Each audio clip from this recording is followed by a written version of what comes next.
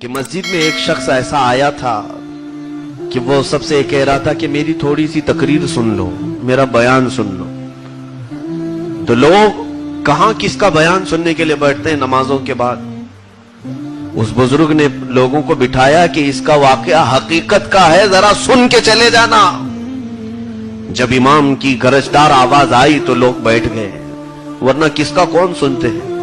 دیکھنے میں ایک فقیر آدمی دکھ رہا تھا جو آیا ہوا ہے، وہ کھڑا ہوا اور کہا، اے میرے دوستو، میں اپنی زندگی کی حقیقت بتانے تمہارے سامنے آیا ہوں، میں اپنی زندگی کی ایک حقیقت تمہیں سنانے کے لیے آیا ہوں۔ اے میرے عزیزو، اس واقعے کو صرف میں اس لیے نقل کر رہا ہوں شاید ہمارے بچوں کو عبرت مل جائے۔ وہ فقیر کھڑا ہوا جس کا چہرہ دیکھنے میں لگ رہا تھا کہ کوئی مفلس اور غریب آدمی، کھڑے ہو کر کے اس نے بیان کرنا شروع کیا کہ میں بکریاں چرایا کرتا تھا، آج سے چند دنوں پہلے یا چند مہینوں یا سالوں پہلے بکریاں لے کر میں جنگل کی طرف پہنچا، تو جنگل میں جانے کے بعد شام کا وقت قریب آیا تھا کہ میں بکریوں کو سمیٹ رہا تھا، اچانک مجھے ہاتھی کے چنگھاڑنے کی آواز آئی، اور بہت خوفناک آواز، ایسا لگ رہا تھا کہ شاید کوئی ہاتھی پاگل ہو گیا ہے، کوئی ہاتھی سرکش ہو گیا ہے۔ وہ درختوں کو ٹکر مارتے ہوئے، دھم دھم کی آواز کرتے ہوئے تیزی سے دوڑتا آ رہا تھا۔ مجھے جسم میں کپکپی سی آ گئی کہ کوئی ہاتھی پاگل ہوا ہے اور وہ پھر کسی چیز کو نہیں دیکھے گا، مسل دے گا۔ حیرت کی جب آنکھیں میری پھٹی رہ گئی جب میں نے دیکھا ہاتھی میری طرف بڑھتا ہوا آ رہا ہے۔ وہ اتنا خطرناک اور بہت بھاری جسم کا ہاتھی تھا، تو میں بچ بچاتے ساری بکریاں چھوڑ کر بھاگنے لگا کہ میں کوئی پناہ ڈھونڈ لوں۔ ظاہر سی بات ہے کوئی درخت باقی نہیں رہتا اس ہاتھی کے ہاتھ میں، وہ اپنی سونڈ سے درختوں کو اپنا لقمہ بنا رہا تھا۔ درخت پر چڑھنے کو تو میں نے عافیت نہیں سمجھی، دوڑتا رہا اور پکارتا رہا کہ مجھے کوئی پناہ مل جائے، کوئی پناہ مل جائے۔ اسی اثنا میں ایک چھوٹی سی عمارت مجھے دکھی، گنبد ٹائپ کی، ایسا لگتا تھا کہ اس کے اندر کوئی قبر ہوگی، پرانے زمانے میں کسی کی قبر بنائی گئی ہوگی اندر۔ تو میں اس میں اندر داخل ہو گیا تو دروازے بہت چھوٹے سے تھے، کھڑکی ٹائپ کے، اندر اندھیرا اور حقیقت میں وہاں ایک قبر تھی، قبر موجود تھی۔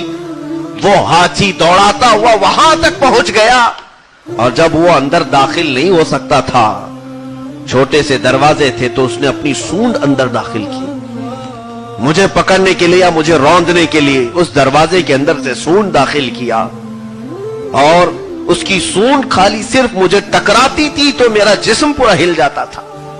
بچ بچاتے میں کسی کنارے، دیوار کے کنارے چھپا رہا اندر کے اس کبے میں، اس چھوٹی سی عمارت میں۔ اچانک دیکھا میں کہ قبر سے کچھ بچھو نکل آئے، اور اتنے خطرناک بچھو تھے کہ وہ بچھو رینگتے ہوئے، ظاہر سی بات ہے بچھو اڑتا نہیں، دیواروں پر آنے لگے۔ میں نے دیکھ لیا کہ یہ بچھو ڈنک مار سکتا ہے۔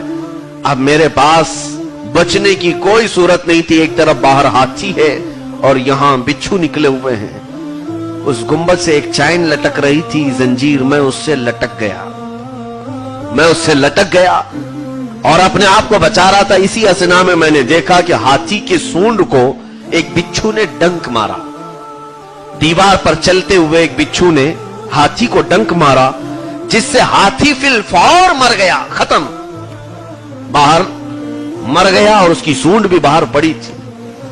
ایسے مرا کہ اس کی سانسیں بھی نہیں سنائی دے رہی تھی، کچھ بھی نہیں۔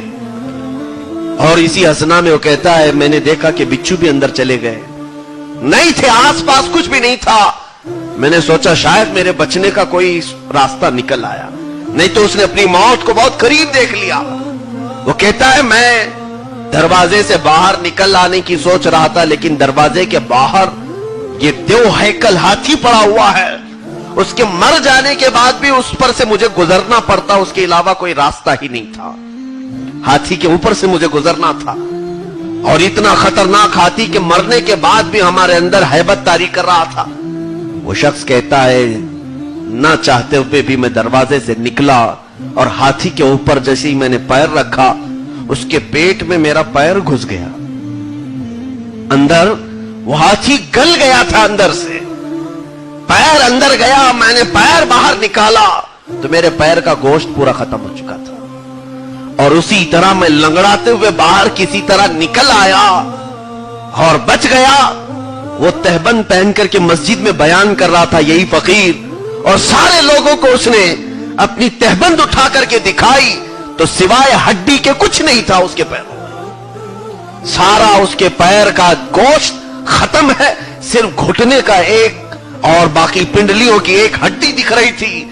उसने कहा है दोस्तों, मैं ये वाकया इसलिए अर्ज कर रहा हूं कि कब्र से निकला हुआ एक बिच्छू हाथी को डंक मारा, वो इतना जहरीला था कि हाथी फिलफौर मरा भी और जिस्म गला भी, और गले हुए जिस्म पर मेरा पैर पड़ा तो गोश्त खत्म हुआ। ऐ रब्बे जुल जलाल, अगर हमारी कब्रों में वो बिच्छू आए तो फिर हमारा अंजाम क्या होगा, हम सबका अंजाम क्या होने वाला है। और वो कहता है दोस्तों, शायद मुझे रब तबारक व तआला ने कोई पैगाम देने के लिए इस वाक़े को मेरे सामने फरमाया होगा कि मुझे इबरत बना करके तुम्हारे सामने पहुंचाया है। बाज आ जाओ, तुम्हारी ये मुख्तसर सी दुनिया तुम्हें लज्जतों के समंदर में डुबो देगी, मार कर रख देगी, और तुम अपने रब से बहुत दूर कहीं किसी जगह गिर जाओगे और फिर तुम्हें